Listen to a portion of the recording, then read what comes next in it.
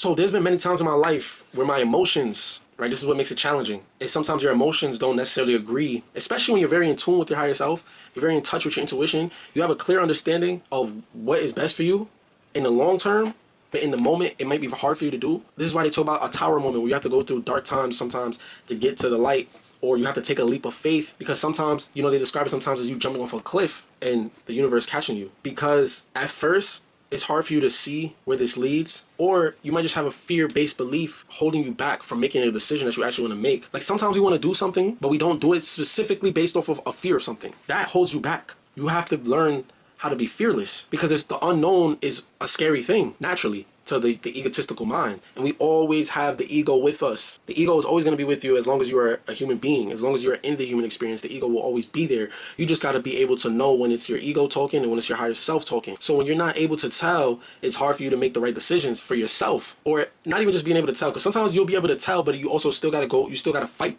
the human urge and be disciplined, because at the end of the day, you're still going to have human urges. The flesh is still going to be the flesh, right? You're still in the body has desires. The ego has desires, but the ego also likes to be comfortable. The ego doesn't like fear, right? The human self is afraid of things that that doesn't make sense to them. It's a lot easier to take the route where you mentally believe is secure when what you truly want might not seem so secure in the beginning. But this is key, being able to fully tap into your higher self, because when you fully tap in, you become more present. When you learn how to separate the consciousness outside of the matrix, or separated from the matrix, separated from the ego, it will be easier for you to tell when your intuition is pushing you, when your higher self is speaking to you or through you, and go on the path that your intuition is guiding you to, which might seem scary at first. But part of your journey, especially if you are an awakened being, is to trust your intuition, is to trust your higher self, is to know yourself, find your purpose, walk on that path, follow your passions, because that's what you came here to do.